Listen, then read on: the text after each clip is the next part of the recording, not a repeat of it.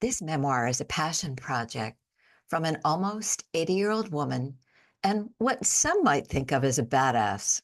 Honestly, I wanted to share my own story with you of how a little girl named Patty fought her many battles and came out on top to emerge into becoming Dr. Patty, for which I have gained recognition as a global leader in holistic sexology and become known as the mother of sex coaching.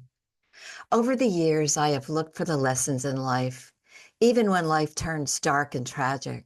It's always been my choice to bring the light. So, here is the opening story of my book called The Peak. Oh, and by the way, all of the chapters are connected to a song on a Spotify playlist titled Chasing Sex that brings you into the emotions of the time in which I lived. Now, welcome to Bad Company.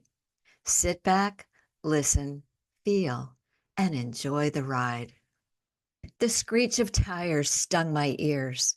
What sounded like shots rang out in the hollow, surrounding my tiny cabin on the long road to nowhere, known as Neyland Flats. Our small wood-framed house was not far from what the locals used to refer to as the loony bin, the state mental hospital in Waterbury, Vermont. Rural was a mild way of putting it. Here I was, a city slicker raised in the Queen City of Burlington, and having spent an accumulated 20 plus years prancing about Manhattan with my real life Auntie Mame, always on the lookout for fun or danger. Me, a cultured woman of the world, stuck in podunk with the brand new baby in my arms. I grabbed my baby, holding her tight as if for life itself. The air is thick with smoke from the smell of burning rubber on the driveway to the left of our cabin. It's springtime in Vermont. The trees are on fire with blooms, greens of all shades. The air smells fresh and earthy from recent rains. The sun is just deciding to rise, sending shooting rays as its wake-up call, illuminating the muddy road and the rolling hills with an occasional black spot I can see yards away in the distance in the shape of a heifer or milking cow standing upright. He sits in the driver's seat, smoking a lit cigarette dangling from his curled lips, wearing a faded gray baseball cap and a high-collared light blue button-up shirt. He fidgets with his left hand on the steering wheel of the red 1962 Dodge Dart. The engine purrs, an ominous sound.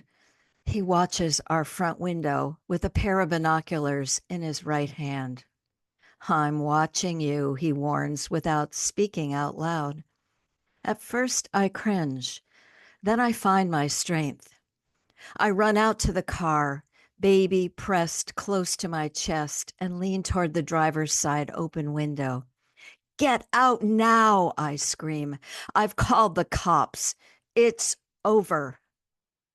I can see his hand on that steering wheel, freezing the image for decades. That single moment taught me to put my hand on the steering wheel of what was to be the rest of my life as a single mother on a career path towards success. Lesson learned: life can be filled with new beginnings and dangerous, sometimes lingering endings.